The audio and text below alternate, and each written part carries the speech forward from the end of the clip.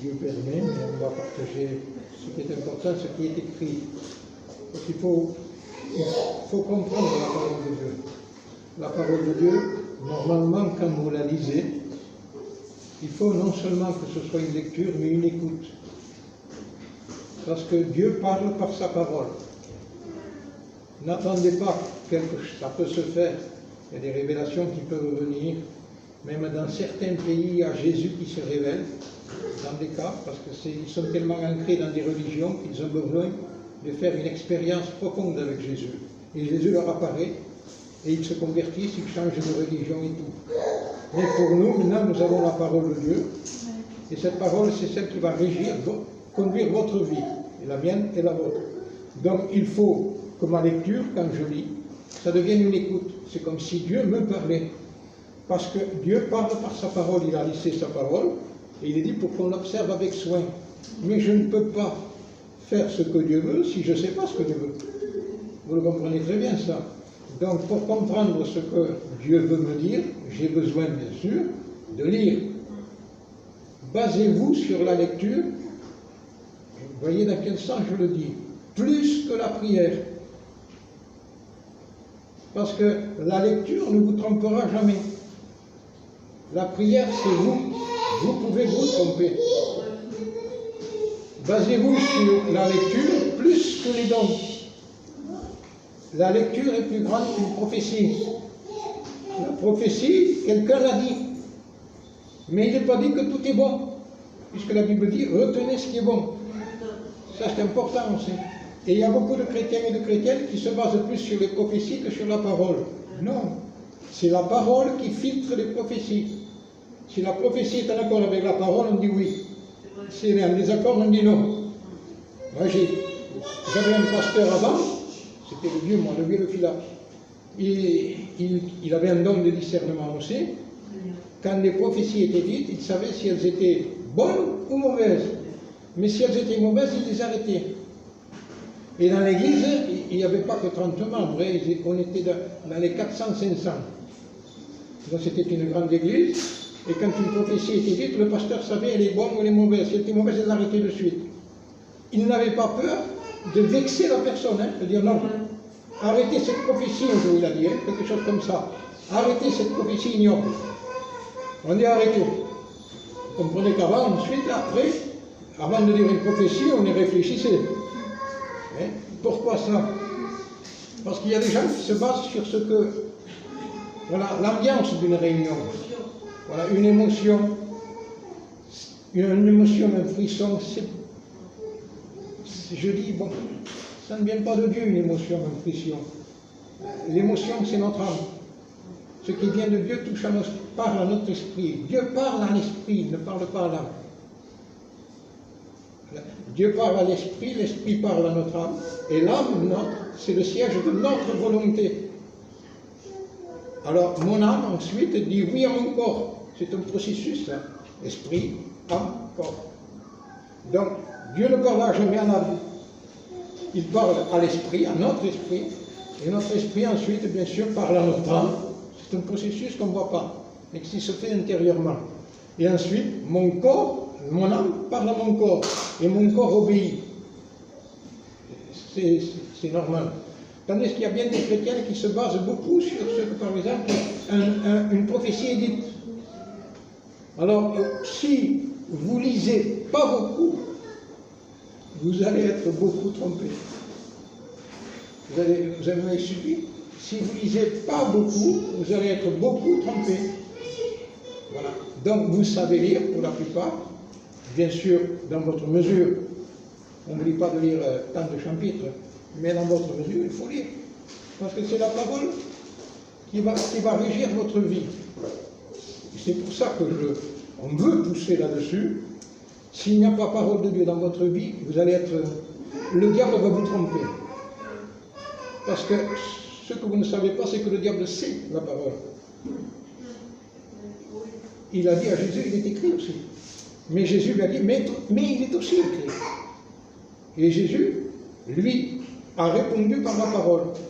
Donc, quelle importance pour vous, pour moi, de lire la Bible. Donc si je ne lis pas, j'espère que vous avez lu en ce jour, que vous avez lu peu ou beaucoup, bon, mais vous avez lu, et vous devez baser votre vie sur ce que vous lisez. Ce que vous lisez, ce n'est pas pour que ça reste là. Ça ne m'apporte rien, moi, si je reste là, si c'est écrit là. Mais si ce qui est écrit, je le crois, c'est comme si Dieu me parlait, qu'est-ce que je vais faire? Je vais dire, Seigneur, ce que j'ai lu, je veux le vivre. Pourquoi? Parce que tu me dis que c'est ta volonté. Mais pour faire ta volonté, je m'aperçois que j'ai besoin de ta grâce à toi. Donc ma prière va changer. Je ne prie pas comme ça, je prie pour chercher Dieu, pour que ce que Dieu me dit par sa parole, je puisse le vivre.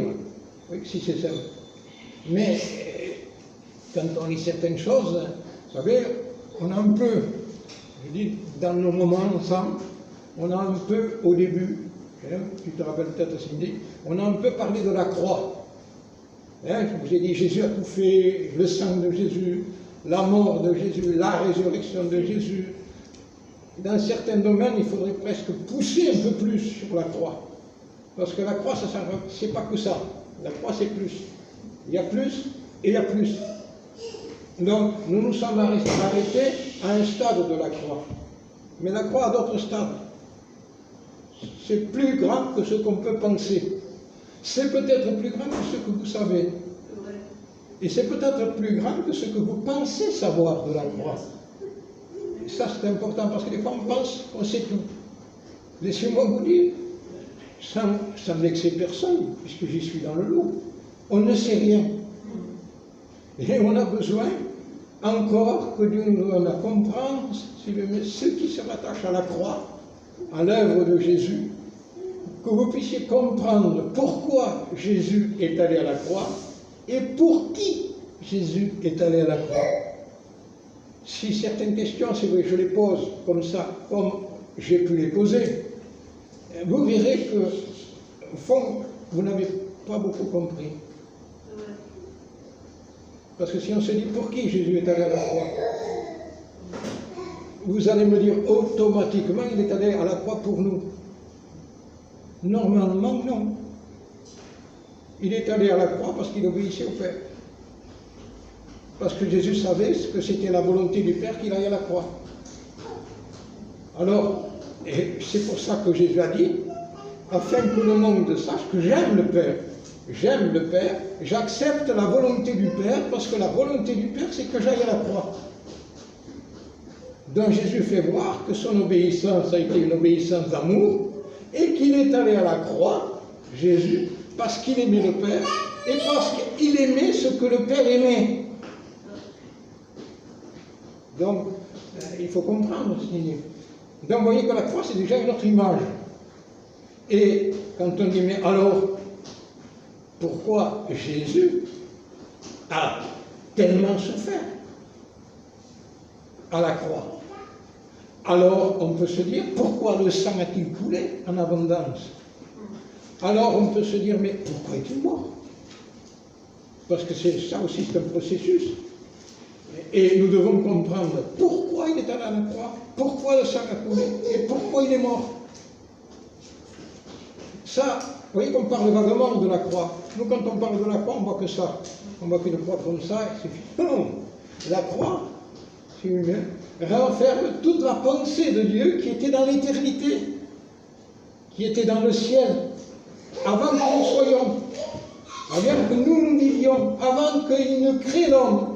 Dieu avait une pensée, c'était sa pensée. Et cette pensée-là, dans le chemin, a amené la réalisation de ce que Jésus a fait. Quand, dans le jardin d'Éden, Ève pêche, Adam pêche, et comme j'ai dit, il y a la croix. Déjà, Dieu révèle quel sera son plan, quel sera son but. Où est la croix? C'est que quand ils pêchent, qu'est-ce qu'ils font? Ils se font, pardonnez-moi, avec des feuilles d'un figuier, ils se font une ceinture, pardonnez-moi, pour couvrir leur nudité. Parce qu'ils s'étaient aperçus qu'ils étaient nus. Mais que fait Dieu? En voilà, non, c'est ça. Ça peut que je l'exprime pour qu'on le comprenne. Il dit, non, c'est pas comme ça. Je vais vous accorder un habit pour que vous ne vous voyez pas nus. Et il leur a donné un habit de peau. Un habit de peau. Rappelez-vous que pour qu'il y ait l'habit de peau, qu'est-ce qu'il a fallu qu'il y ait? Il a fallu qu'il y ait un animal qui soit sacrifié. Ça ne nous est pas dit. C'est secret, ça, c'est la pensée de Dieu. Hein? Il a sacrifié un animal. Donc, en sacrifiant un animal, le sang a coulé. Donc, Dieu veut le sang de l'animal. Est-ce que Noé et Adam l'ont vu? Non. Noé et Adam ont vu que la peau, puisqu'ils s'en sont revêtus. Donc, je dis, Seigneur, ta pensée se révèle, le sang, il n'y a que toi qui le vois. Il n'y a que Dieu qui voit le sang. Une preuve à nous. Qu'on voit. Vous savez que le sang de Jésus nous purifie de tout péché. Vous avez vu le sang? Vous l'avez vu, vous, le sang? Vous n'avez pas vu le sang? Et là, comment se fait-il que le sang de Jésus nous purifie de tout péché? Parce que Dieu nous demande de croire à la valeur de ce sang. Oui, mais qui le voit, le sang? Qui c'est qui a vu le sang? Le sang, c'est Dieu qui l'a vu. Donc, la pensée qui était dans le jardin d'Éden s'est réalisée un peu à Golgotha. Et Dieu encore nous parle en disant, tu vois, du jardin d'Éden à Golgotha, il y a eu tout ce parcours, toutes ces années. J'ai dit, oui, Seigneur. Mais il me dit, mais entre tout ça, il s'est passé quelque chose. Je dis, quoi? Il me dit, rappelle-toi. Alors, je veux me rappeler. Qu'est-ce qui s'est passé quand le peuple d'Israël était en Égypte? Ils étaient en Égypte, ils étaient sous l'esclavage de Pharaon, et Dieu leur avait dit qu'ils allaient sortir d'Égypte. Amen. Mais qu'est-ce qu'il a dit Dieu? Pour sortir d'Égypte, vous allez faire quelque chose. Vous allez sacrifier un agneau sans défaut, sans tâche, en quelque sorte un agneau pur. Donc, vous allez le sacrifier. Vous allez prendre de ce sang qui a coulé, et avec une branche, disons, vous allez tremper dans le sang, et vous allez en mettre sur les battants des portes, le linteau. Hein? La porte, vous allez il va badigeonner de sang, du sang, du sang, du sang. Vous allez rentrer dedans. Et dedans, vous allez faire quelque chose, vous.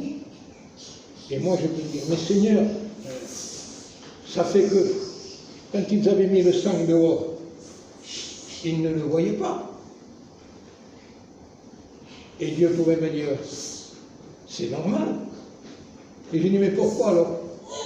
Parce que ce sang-là, il fallait que ce soit moi qui le voie. Rappelez-vous le sacrifice dans le jardin d'Éden.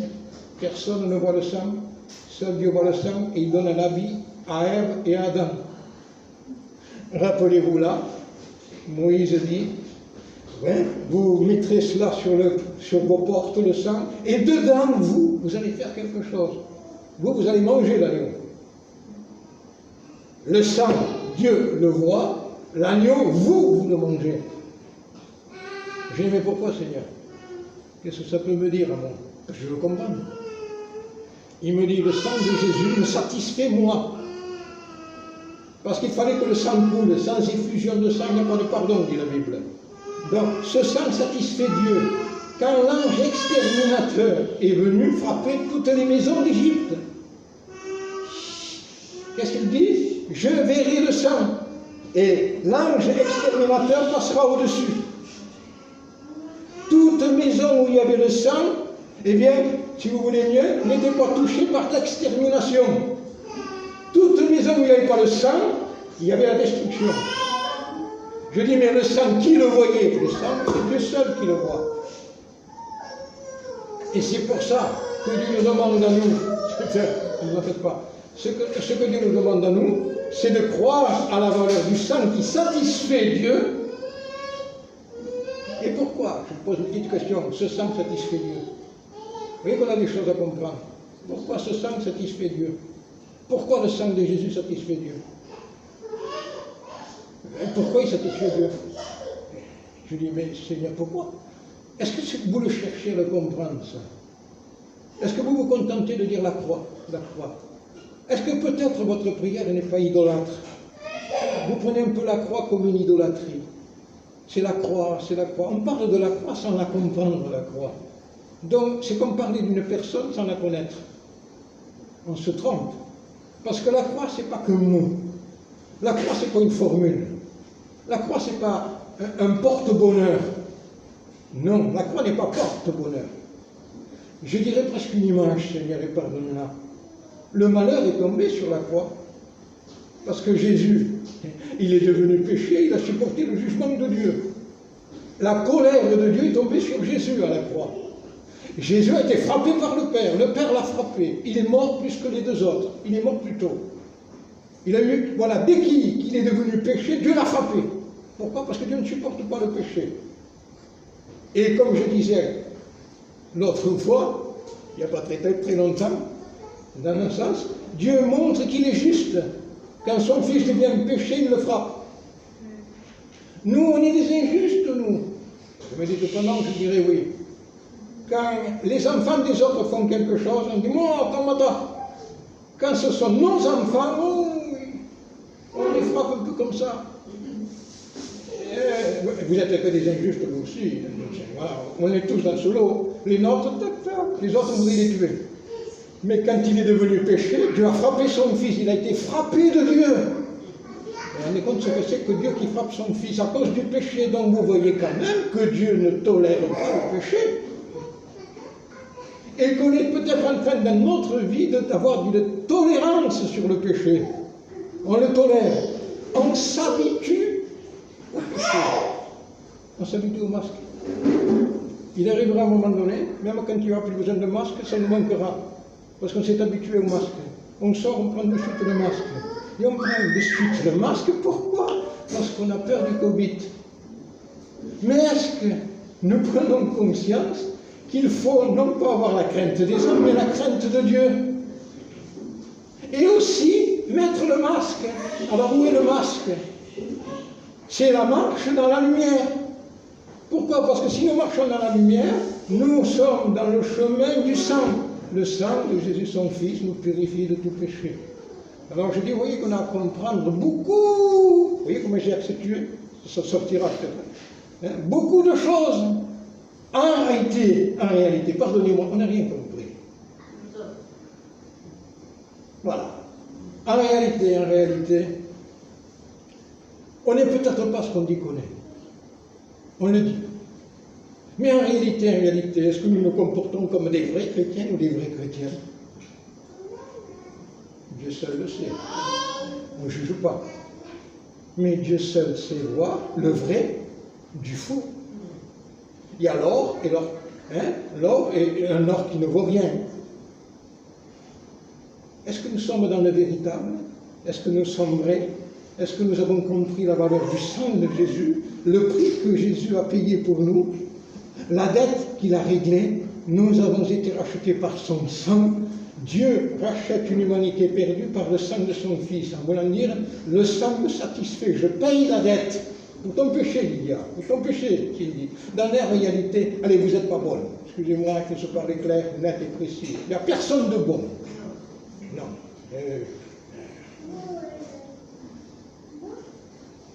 Il m'a été donné dans ma marche chrétienne, il m'a été donné de côtoyer des frères, de côtoyer des sœurs, et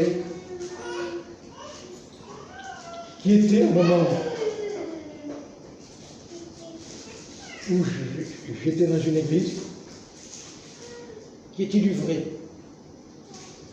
Et comment c'était le vrai?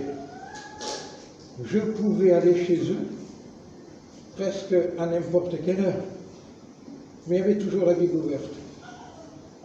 Il y avait toujours, on me parlait de lecture et on me priait de prière.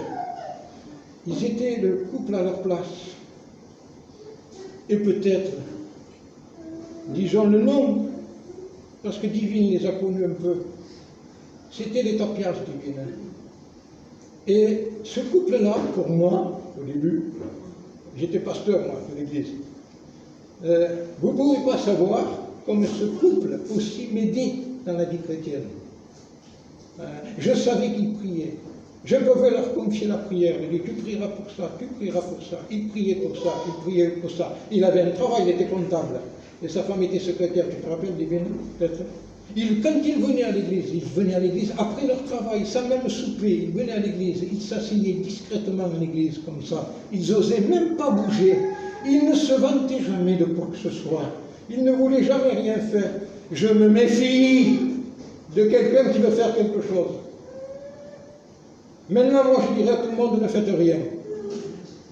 Parce que tout le monde se prend pour pasteur. Tout le monde veut être pasteur. Quelqu'un qui veut faire quelque chose, c'est qu'il n'a pas compris ce que c'est que faire pour Dieu. Parce que quelqu'un qui veut faire réellement pour Dieu, il ne fait pas. Quand Dieu a appelé Moïse, Moïse a dit non, moi quelqu'un d'autre, c'est trop important. Et nous, on s'imagine rentrer dans le champ de Dieu et de suite vouloir faire quelque chose. Vous aussi, les sœurs, je vais vous dire peut-être quelque chose. Vous êtes des orgueilleuses. Vous êtes des orgueilleuses quand vous voulez faire quelque chose. Vous êtes remplis d'orgueil.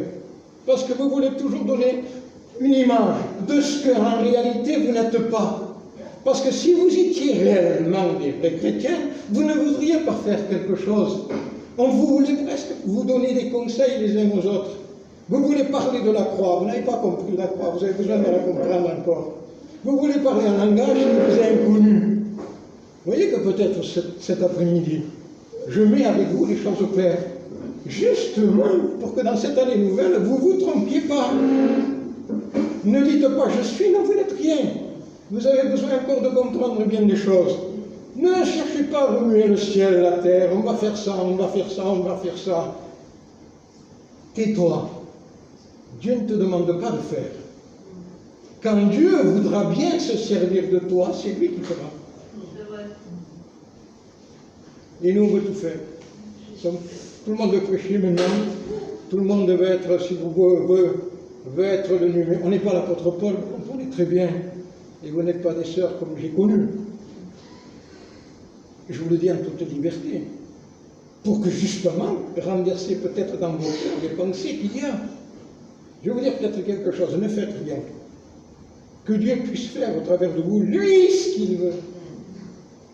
Et quand lui, il le fera, ce sera bien fait. Quand vous le faites, vous pouvez remuer ciel et terre. Parce que Dieu pourrait dire, mais ils sont partis, je ne les ai pas envoyés. C'est écrit ça aussi. Ils sont partis, je ne les ai pas envoyés. Et des fois, ces pensées nous animent. Et dans l'église, il faut tout freiner. C'est pour ça que je veux vous freiner d'entrée. 3e jour de 2022. Pour que vous ne fassiez pas fausse route. Tout le monde veut dire sa pensée. Dans une église, il y a un filtre, la parole de Dieu. Dans une église, il y a un ministère, normalement c'est le pasteur.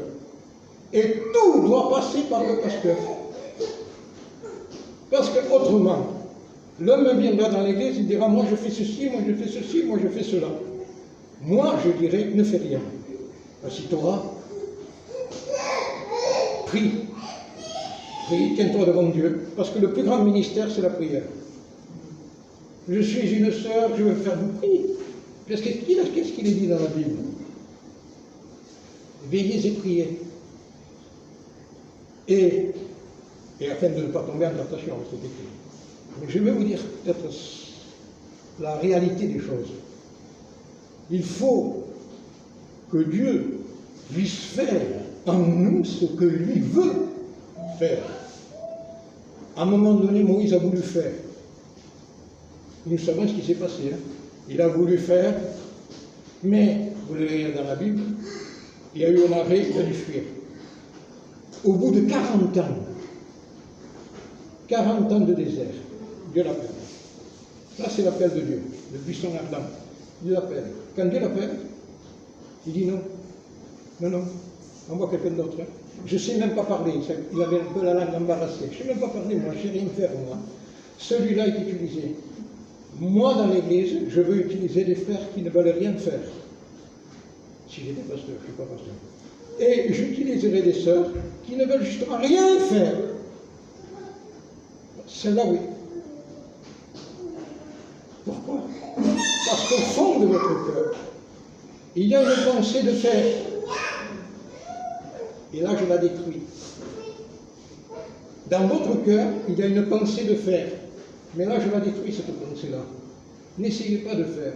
Laissez Dieu faire. Pourquoi ne laissez pas Dieu faire? Et plus vous laisserez Dieu faire, plus vous vous verrez incapable de faire. C'est tout du nous, quelqu'un d'autre. Pourquoi? Parce que vous verrez que vous êtes incapable. Quand vous avez fait tout ce que vous avez fait, dit Jésus, vous êtes des serviteurs inutiles. Vous avez fait parce que j'ai bien voulu vous utiliser.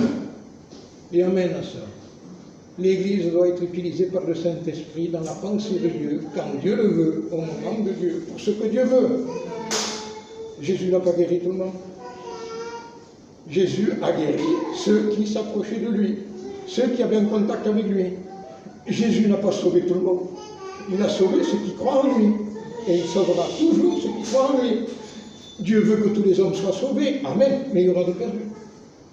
Parce qu'il y en a qui ne croiront pas. Donc l'importance, c'est que vous soyez une église où chacun est à sa place. N'essayez pas de prendre la place de l'autre. Parce que vous vous ferez du mal. Si vous n'êtes, comme je disais des fois, si vous n'êtes pas pasteur, restez assis. Si vous n'avez pas reçu, restez assis et réjouissez-vous s'il y a un pasteur. Maintenant, on veut enseigner Moïse que c'est difficile dans une église. Bon, je ne rentre pas dans des détails, mais moi j'ai connu des désastres dans les églises. J'en ai connu, moi. Et j'ai connu un désastre que l'église a dû fermer. J'ai connu, moi, je l'ai vécu. C'est pour ça que je dis toujours, pas, tu sais que je l'ai vécu, pas de clan. Pas de 2 ou 3 qui sont meilleurs que les autres. Non, c'est pour ça que je dis, vous êtes toutes mauvaises. Je te respecte, hein, divine. Tu comprends dans ce sens, je le dis. Je le dis particulièrement pour les jeunes. Tu comprends? Elles sont toutes mauvaises. Vous ne savez rien. Vous en êtes encore à la maternelle. Ne pensez pas être brevet. Vous allez encore comprendre la croix, ce que Jésus a fait. Et si vous voulez, il faut qu'on reste à un chemin Bethléem. N'allons pas plus loin. N'allons pas dans l'Apocalypse. C'est trop grand pour nous. Restons à Bethléem, c'est là où Jésus est né. Oui, parce que des fois, on veut tout là, on veut faire, on dit non. C'est pour ça que j'ai dit la croix, on n'a pas compris. Parce que, vous voyez, si j'ai poussé un peu sur la croix, quelque chose de oui, je n'ai pas compris ça. Si vous comprenez pourquoi la valeur du sang, qui satisfait le sang? C'est Dieu. On ne l'a pas vu. Si vous comprenez l'œuvre de Christ, vous voudriez une chose. Peut-être vous voudriez être à ses pieds, se tenir devant lui, et lui dire, Seigneur, accorde-moi ta grâce, je veux tellement te connaître, parce que je m'aperçois. Vous savez, les frères et les sœurs, j'allais dire, comme si c'était une église. Au bout de 45 ans, je m'aperçois, je dis, Seigneur, j'ai besoin de te connaître. Je vous dis ce que j'ai lu, ce que j'ai lu aujourd'hui. Sans vous être en secret. J'ai lu Gethsémane. Mais quand même, on est loin de Gethsémane. J'ai lu que Jésus était rempli de frayeur. Il était rempli d'angoisse. Je dis, Seigneur, mais toi, rempli de frayeur et d'angoisse, c'était dur le prix que tu payais pour moi, Seigneur. Toi. Et il pourrait me dire, mais tu ne sais pas ce que c'est que le service, frère. Parce que l'apôtre Paul a dit, souffre avec moi pour l'évangile. Ne croyez pas les petites, pardonnez-moi, j'ai dit les petites sœurs, on te respecte, mais tu sais dans quel sens je veux dire, je respecte en grand-mère aussi. Et je vous respecte à toutes, c'est pour ça que je dis les petites sœurs, te mettant à l'écart.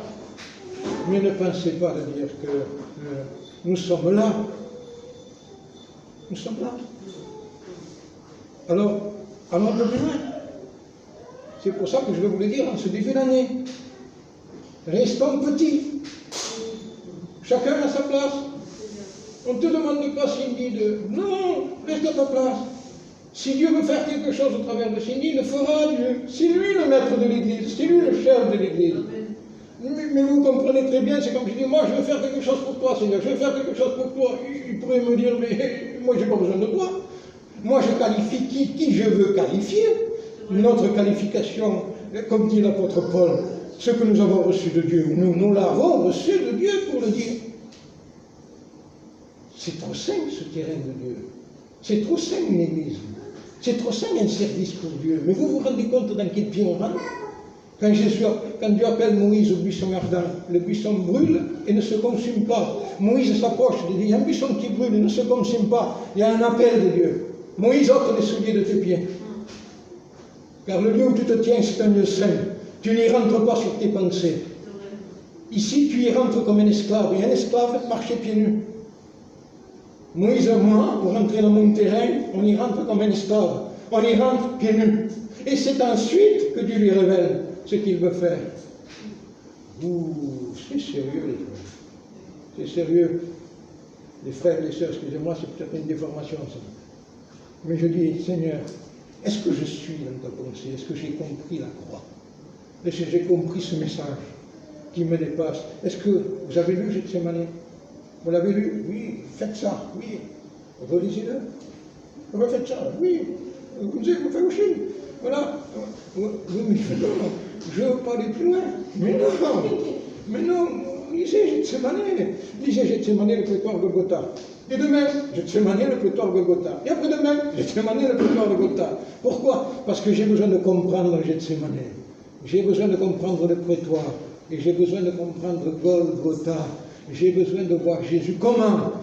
De quelle façon il a été à Gethsémani? Comment il est sorti de Gethsémani? De quelle façon il est rentré au prétoire? De quelle façon il est sorti du prétoire? J'ai tellement besoin de comprendre de quelle façon Jésus est allé à la croix. Et comment il est sorti de la croix? Et je dis, Seigneur, à la croix, comment tu y es rentré?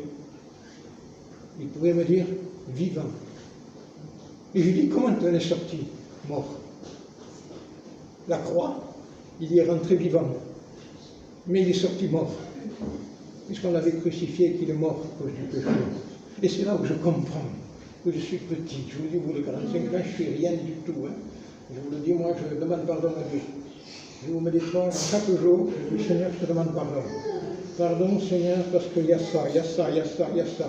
Et Seigneur, ce n'est pas à ta gloire tout ça, hein, Seigneur. Une petite pensée qui vient, il y a ça. Une petite pensée d'orgueil qui peut venir, il y a ça c'est de l'orgueil, j'en veux pas. Je dis, mais Seigneur, pourquoi? Parce que l'orgueil ne rentre pas dans le ciel. L'orgueil précède la chute. Je dis, Seigneur, j'ai besoin de ta grâce. Je m'aperçois de plus en plus que je suis petit, incapable, inutile, en voulant dire non, Seigneur, je veux me tenir dans un petit coin. Je veux avoir ma Bible, je veux lire ma Bible, et je veux me préparer un jour à partir de la gloire. Et pour ça, Seigneur, je veux veiller avec soin sur ma conduite. Je veux avoir un cœur pur, Seigneur. Parce que celui qui n'a pas le cœur de pur ne rentrera pas dans le ciel. J'ai peur de me tromper. J'ai peur de me croire et de ne pas être. Vous savez ce que c'est le ciel? Avez-vous vu une image du ciel? Vous savez que la Bible nous parle du ciel. Vous savez tout ce qui se passe dans le ciel. Vous savez ce que font les anges dans le ciel. Vous savez que les anges existent. Avez-vous vu ce que les anges se disent dans le ciel? Vous l'avez vu ça? Vous le direz dans le prophète Ésaïe. Ils ont un message. Je me suis dit, c'est grand ce message-là. Qu'est-ce qu'ils se disent? Vous le savez? Vous ne le savez pas? Il faut le savoir. Les uns aux autres. C'est comme moi si je disais à elle, Sandra, voilà, Saint est l'Éternel. Elle me dit à l'autre, Saint est l'Éternel. Alors, Saint est l'Éternel. Ils se disent les uns aux autres des multitudes se disent les uns aux autres, Saint est l'Éternel, Saint est l'Éternel, Saint est l'Éternel. Je dis, mais comment, dans quel état d'esprit vous le dites, ange? Et je les regarde. Ils ont 6 ailes. 6. Comment vous êtes? Ils se couvrent. Ils se couvrent. 2 et 2, 4. Je dis, mais comment vous faites alors pour voler? Parce que vous savez qu'ils se déplacent comme ça. Il pourrait me dire, on ne se déplace qu'avec 2 ailes. Et il y en a 4 pour nous couvrir. Je dis, mais pourquoi vous trouvez comme ça? Il pourrait me dire, mais si tu savais la sainteté de Dieu, comment Dieu est saint, qu'eux-mêmes qui n'ont pas péché, qu'eux-mêmes qui n'ont pas une pensée mauvaise, un sentiment mauvais, se voient devant Dieu et se disent, Saint est Dieu, Saint est Dieu, Saint est l'Éternel. Et nous sur la terre,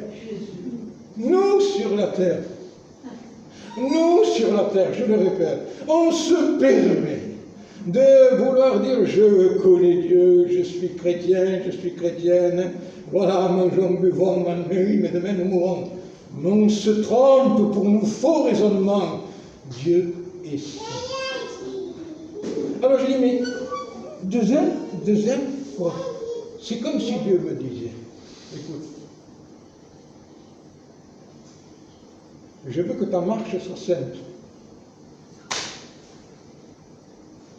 Je veux que ce que tu peux faire soit saint. Alors il me demande, pour te servir, puisque je ne peux pas, je donne une image, me déplacer. Il dit, puisque celui qui vous a appelé est saint, c'est écrit. Vous aussi, devenez saints dans toute votre conduite. Alors, je dis, Seigneur, quoi? Si ton œil pour toi est une occasion de chute, arrache-le. Ça suffit, Seigneur. Non, jette-le. Je dis, pourquoi tu veux dire de le jeter en plus? On dit, fais attention, il faut l'arracher et le jeter. Ça veut dire parce que je ne veux plus que tu reprennes à voir ce qu'il ne faut pas voir. Je donne une image. Si ta main, coupe-la, jette-la, parce que je veux que ce que tu le touches comme moi je veux que le touche. Si tes pieds ont une occasion de chute, ça donne cette image. Coupe et jette. Pourquoi? Je veux que ta marche soit sainte. Je veux que ta conduite soit sainte. Je veux que tout ton être soit saint. Oui, c'est grand ça. On n'a pas pensé à ça. Alors comment est-ce possible que moi, dans l'église, je veuille être quelqu'un? Mais si Dieu sondait les cœurs, il disait, mais mon pauvre, si tu savais, regarde que tu n'es rien. Et je vous parle pour moi. Voyez à quel point la sainteté de Dieu, le service que nous pouvons faire pour lui, doit être un service saint, avec des cœurs saints. Il a dit quelque chose, le pasteur Patet. Et ce quelque chose, il lui a dit au petit qui joue là. Il chante mal, hein. Quand on le soit dit, elle le dira.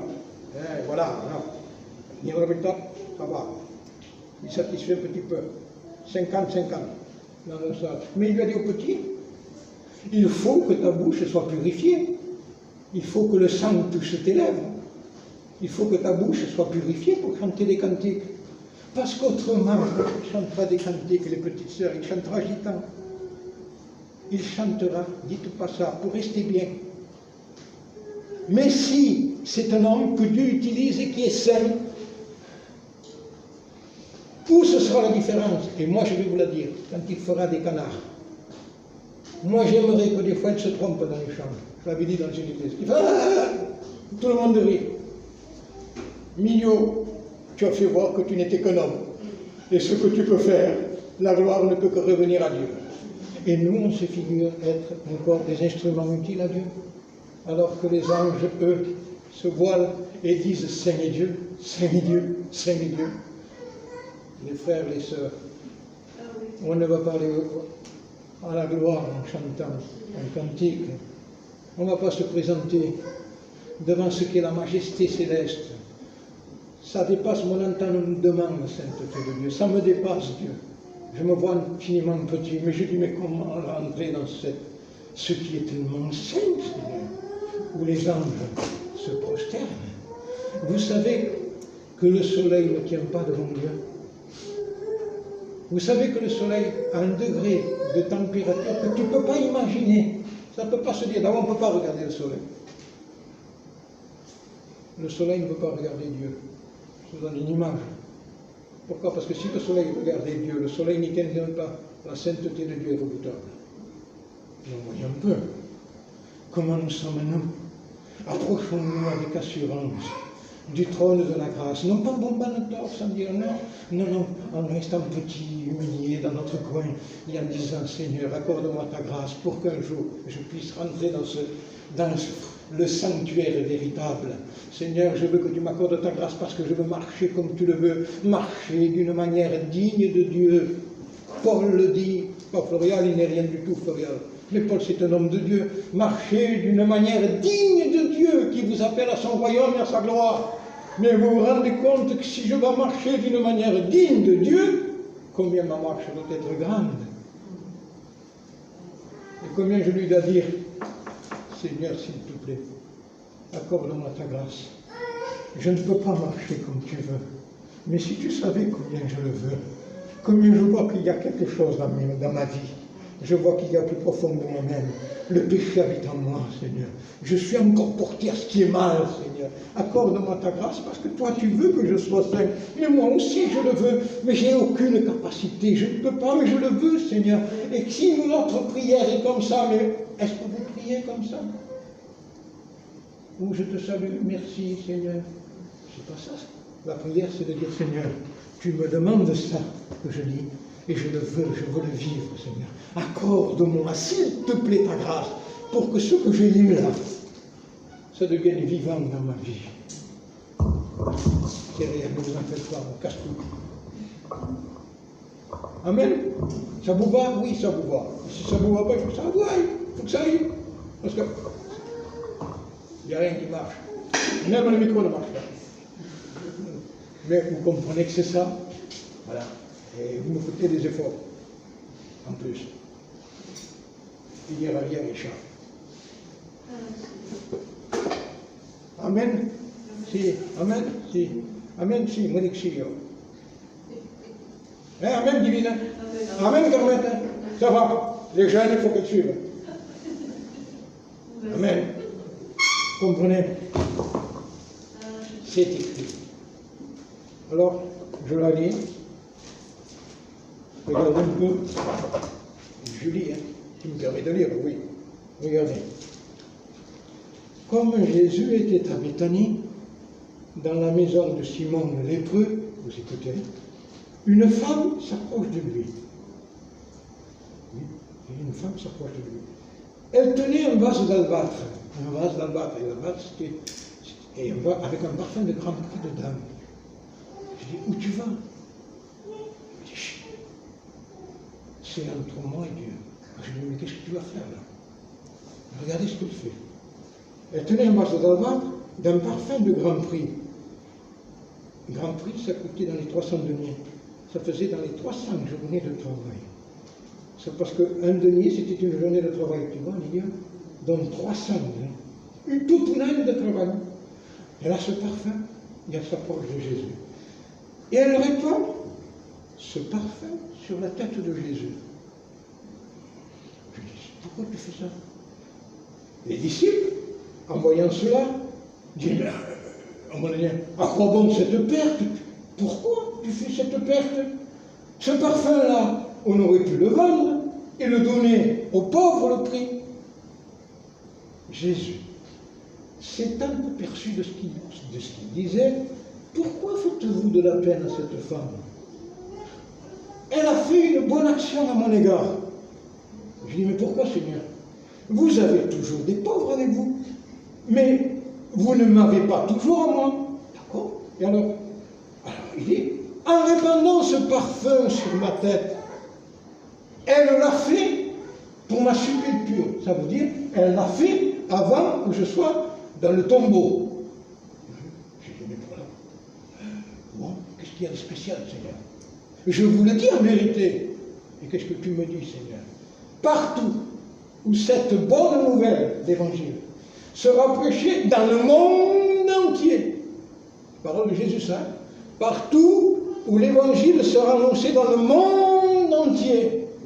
Alors qu'est-ce qu'on fera? On racontera en mémoire de cette femme ce qu'elle a fait. On s'est trompé, nous les prédicateurs, on n'a pas prêché ça. Jésus a dit, partout où ce sera annoncé, vous raconterez ce que cette femme a fait. J'ai dit, mais qu'a-t-elle fait de spécial? Elle a compris quelque chose que les autres n'ont pas compris. Je dirais, mais qu'est-ce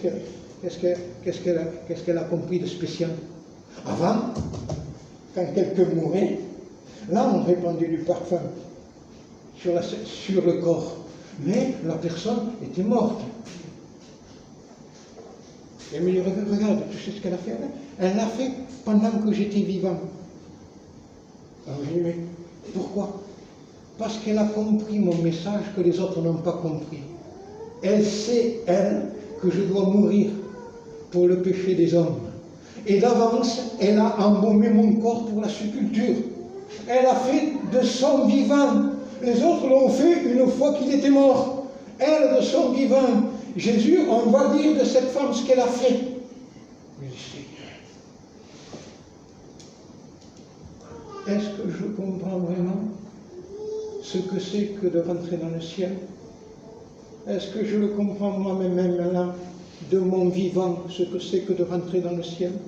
Cette femme a acheté certainement ce parfum, elle l'a payé grand prix, elle y a tout mis, et ensuite elle peut verser sur la tête de Jésus. Jésus nous a rachetés par son sang. Il faut maintenant que nous-mêmes, nous soyons comme ce parfum, Seigneur. Ma vie que tu as rachetée, je te la porte, Seigneur. Je ne veux pas qu'autre chose que, Seigneur, ma vie te la porter à tes pieds, pour que toi, tu puisses comprendre que je crois qu'un jour, je serai avec toi. Je t'apporte ma vie, Seigneur, je te consacre ma vie, mon être entier à tes pieds, pour te dire, Seigneur, pendant que je suis là, que je crois que tu reviendras bientôt, que je crois que tu reviendras me chercher. Mais ma vie, je te la porte là. Cette vie que tu as rachetée, pardonne-moi, à grand prix, elle a du prix votre vie, hein. Il nous a racheté pour lui. Il nous a racheté pour lui. Alors, cette vie, je te la porte, Seigneur. Je ne garde pas ma vie pour moi. Je ne garde pas ce parfum pour moi. Il est très cher, mais non. Ma vie, non, je te la porte à toi. Je ne garde pas ma vie pour moi. Je te la donne à toi, Jésus, ma vie. Je te livre ma vie. Je te livre tout de ma vie. Tout mon être est là. Il est là sur l'autel. Je te le livre, Seigneur.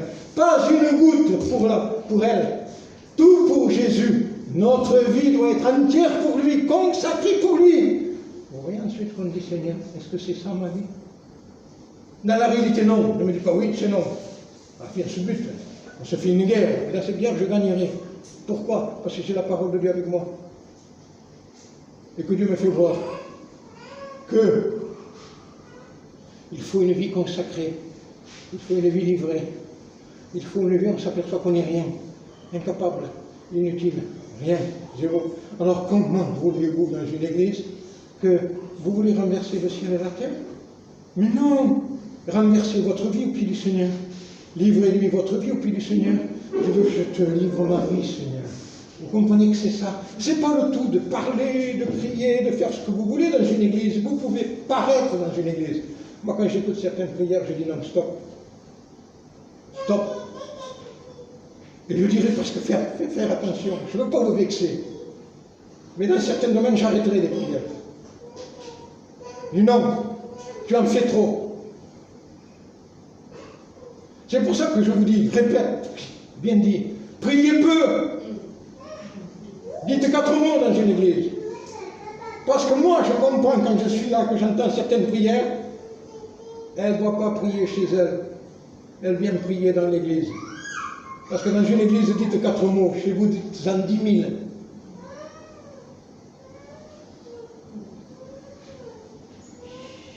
Et des fois, je voudrais arrêter de dire, prier tout d'un coup pendant que l'autre prie.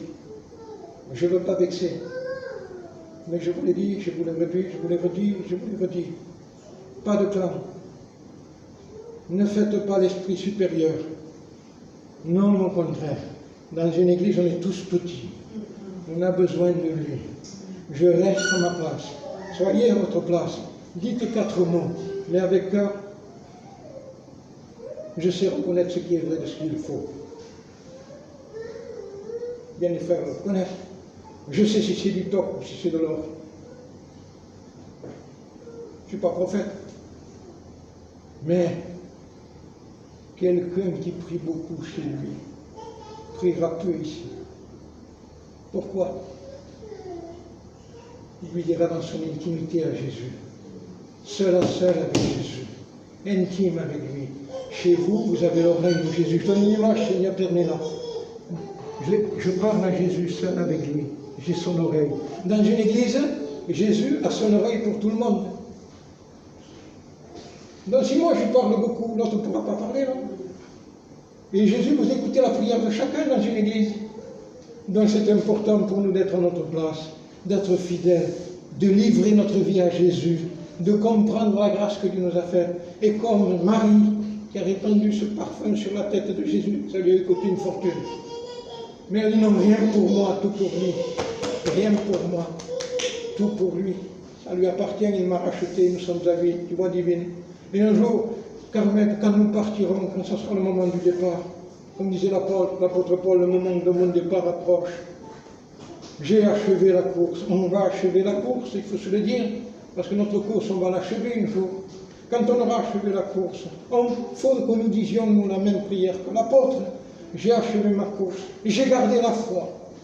Et qu'est-ce que c'est que garder la foi? J'ai gardé la parole de Dieu. Et qu'est-ce que c'est, j'ai gardé la foi? Je me suis gardé à ma place. Là, je dirais, j'ai voulu attendre le jour où tu m'appellerais à venir. C'est un appel, ça, là-bas. Mais, Seigneur, je l'ai gardé dans la fidélité. C'est rien, ne faites pas de soucis. Ah, si elle s'est fait mal, ne te gêne pas. Hein. Non, les choses, on sait entre nous, on ne comprend pas. Amen. Et que vous comprenez ce que j'ai dit. Fatiguez vous les frères et les sœurs. Je vais prendre le micro peut-être pour que vous l'avez compris. Un jour, nous partirons. Mais nous partirons. Nos vies, nous lui avons livrées. Je viens chercher ce qui m'appartient. Je le prends pour qu'il soit avec moi. Il est le maître en tout. C'est pour ça que même, quand il nous perdonne un être cher, et je peux en parler ça, maintenant dans une liberté, Dieu n'est-il pas le maître de prendre qui il veut, quand il veut, pour que la personne soit avec lui? Qu'y a-t-il de meilleur pour quelqu'un? Être en bas ou être en haut avec Dieu? Amour avec Dieu, c'est l'éternité. Ici, il n'y a que des souffrances ici. Hein. Ici, tout ce qui nous entoure est mauvais. Ça nous fait du mal. Ici, ça fait du mal. Ma chair me fait du mal. Le moi nous fait la guerre. Ça fait la guerre à notre âme. Mais si je dis, Seigneur, ça, je te le livre. Je répands ce parfum devant toi, je te le livre. Je ne veux rien pour moi. Tout pour toi, Seigneur. Qu'est-ce qui se passera? Dieu pourra dire, il m'appartient. Je suis libre de le prendre quand je veux. Dieu ne serait-il pas maître de prendre une fleur dans son jardin, a dit mon frère. Ça, c'est un frère qui l'a dit. Un frère qui avait perdu sa fille. Et qui avait perdu sa fille jeune. Mais ce frère a dit, Dieu n'est-il pas le maître de prendre une fleur dans son jardin pour l'avoir avec lui? Et quand il a compris ça, il a dit, j'avais de la peine. Mais la peine est partie. Parce que quand un jardinier prend une fleur, c'est pas pour la jeter, c'est pour la sentir, pour l'avoir avec lui. Alors que ceux qui partent, ceux qui sont partis, et qui sont partis dans cet état d'esprit, je vais dire quelque chose à sans vexer personne, et vous le savez, réjouissons-nous de ceux qui sont avec le Seigneur. Et disons, Seigneur, moi-même, je te livrerai ma vie, pour qu'un jour, quand toi tu voudras, et que tu puisses venir chercher la fleur que tu veux, mais l'important pour moi, c'est de rentrer dans ton jardin à toi, et d'être avec toi pour toute l'éternité. Petite sœur, c'est pas ce que tu penses, c'est ce que Dieu veut pour toi. Ne pas penser autrement que Dieu veut une vie pour lui, il te veut pour lui, mais il ne te veut pas qu'un moment de prière, qu'un moment de lecture, qu'un moment de venir là à l'église, on est bien, l'après-midi on passe un petit moment là, Dieu te veut pour lui. Qu'est-ce qu'il veut? Il veut tout de Lydia. Il ne veut pas une partie de Lydia, il veut Lydia. Pourquoi? Parce qu'il aime Lydia. Et Dieu est jaloux de quelque chose, il est jaloux de l'esprit qu'il a mis en nous. Voilà quand même. Hein, petite, je peux parler comme ça, je peux dire petite pour tout le monde. Vous comprenez mon choix? Et quelle importance pour toi aussi? Quelle importance pour toi aussi, pour toi aussi, toi aussi? Pour moi aussi, je me le dis à moi aussi. De dire quoi? Est-ce que ta vie m'est consacrée? Consacrée. Le parfum, pas une goutte. On a dit, mais qu'est-ce qu'elle fait? Tu verses tout. Mais quand même, pourquoi ce gaspillage? C'est un gaspillage, un frère qui se consacre. C'est un gaspillage, une sœur qui se consacre. C'est un gaspillage, une sœur qui se tient devant Dieu. Un gaspillage, mais non quand même. C'est un gaspillage, non? Se tenir devant Dieu. C'est une peine, se tenir devant Dieu. C'est un poids, se tenir devant Dieu. Vous savez ce que Dieu veut? Il vous veut, vous. Il vous veut, vous. Vous savez pourquoi il vous veut, vous? Parce qu'il vous aime. Et quand on aime quelqu'un, on aime s'accompagner. Non, je lui refuse ma compagnie, Seigneur, pardonne-moi. Je t'apporte le superflu, de temps en temps, une petite prière. Mais tu veux ma vie. Tu l'as vu depuis la journée à la fin de la journée, ma vie. Le parfum, il a répandu tout.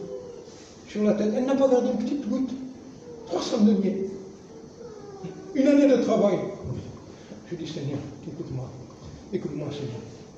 Je n'ai pas travaillé pour mon salut. C'est toi qui as payé le prix. Ça ne t'a pas coûté 300 deniers. Non, Seigneur. Ça t'a coûté tout ton sang que tu as versé. Puisque ta parole me dit que j'ai été racheté par ton sang, Seigneur. Le sang qui a coulé à la croix, Seigneur. Le sang qui a coulé même à Gethsémane. Le sang a coulé à Gethsémane. Sa transpiration est devenue comme du sang. Le sang qui a coulé au prétoire, on l'a frappé, on l'a humilié, 39 coups de fouet. Oui, le sang qui a coulé. Et le sang qui a coulé à Golgotha. Là, le sang a coulé tellement à Golgotha, Le sang, je dis, parce que c'était presque à flot. Parce que ça coulait. Et vous savez, quand on lui donne le coup de lance de Basamou, Jésus est mort. Il est mort. Il n'y a aucune résistance. La lance rentre.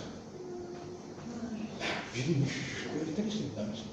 J'ai certainement que sa lance est allée presque dans le cœur de Jésus. Et il a sorti la lance. Vous savez ce qui s'est passé là?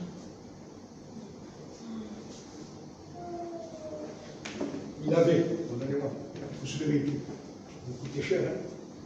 Il avait le côté largement ouvert, puisqu'il a dit, Thomas, mets ton doigt dans ma main, mets ta main dans mon côté. Il n'a pas dit, mets le doigt du côté, mets ta main. Donc ça devait être grandement ouvert, puisque Jésus était en otage, et qu'on lui donne le coup de lance comme ça.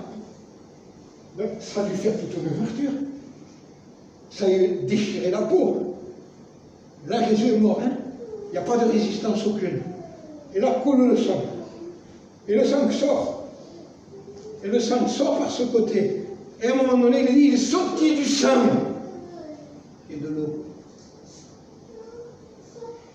Oui, Seigneur, il s'est vidé de son sang. Quel message tu me rachètes là? Alors qu'est-ce que je fais, mes frères et sœurs? Je m'approche de la croix. Je vais à la croix. Parce qu'à la croix, si je regarde là-bas, c'est à la croix, il faut y aller, mes frères et sœurs. À la croix, il faut regarder la croix comme ça. Je la regarde comme ça, la croix, mais à un moment donné, je la regarde là. Je suis là et je la regarde. Et quand je regarde la croix comme ça, c'est la première chose que je vois, Jésus. Et que tu es mort à la croix. Je regarde ce côté largement ouvert. Je vois ta tête qui est tombée sur le côté, tu as rendu l'esprit là. Je dis, Seigneur, tu n'as plus les yeux ouverts. Tu ne me vois pas. Parce que Jésus était mort. Mais moi, je te vois. Jésus, je te vois. Jésus regarde. Je lui parle. Il a parlé avec Jésus. Je te vois là. Je vois ce côté largement ouvert. Je le vois, Seigneur. Tu vois, Seigneur, la Bible me dit, parce que je peux lui dire, la Bible me dit, parce que le Seigneur connaît très bien aussi les Écritures, la Bible me dit qu'il sortit du sang et de l'eau. Dis-moi, Seigneur, dis-moi, je te prie, explique-moi, pourquoi le sang est coulé comme ça, pourquoi l'eau?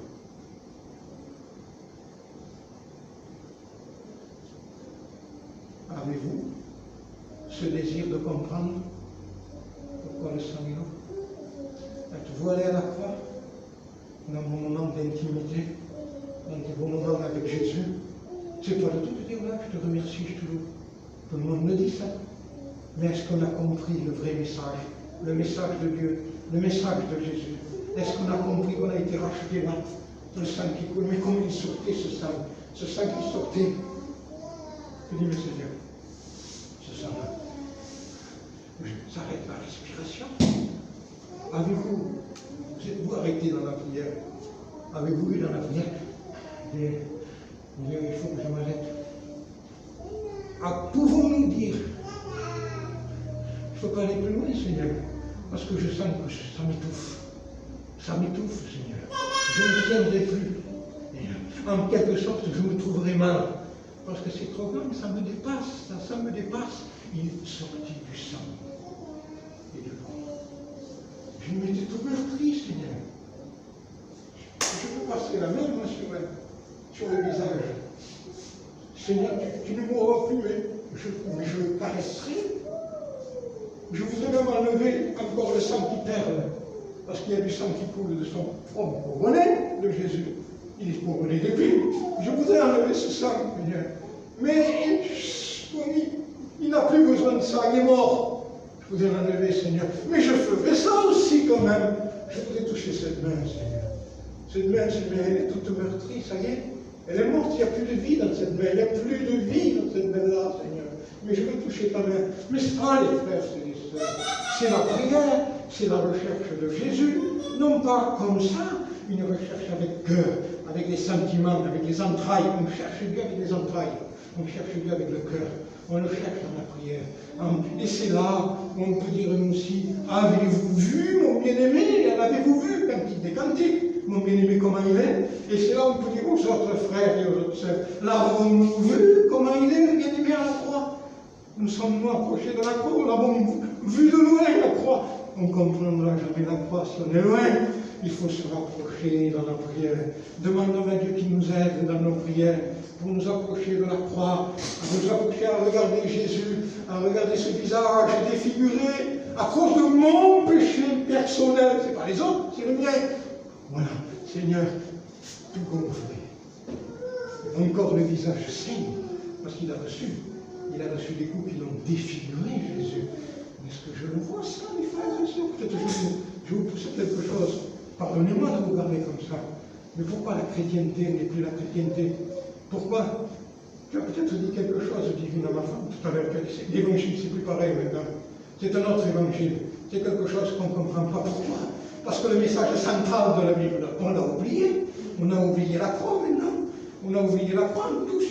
Ne cherchez pas autre chose que la croix. Et en cherchant la croix, vous découvrirez combien il vous a aimé personnellement. Et touchez ses mains. Je dirais, Seigneur, si je pouvais, j'enlèverais ce clou. Je ne peux pas, Seigneur. Parce que le clou, la main de Jésus clouée, était clouée au bois. Et ce n'était pas un petit clou. C'était un clou grand. On utilisait des clous presque à bout, un peu carrés. Alors, il était imprégné. L'autre main aussi.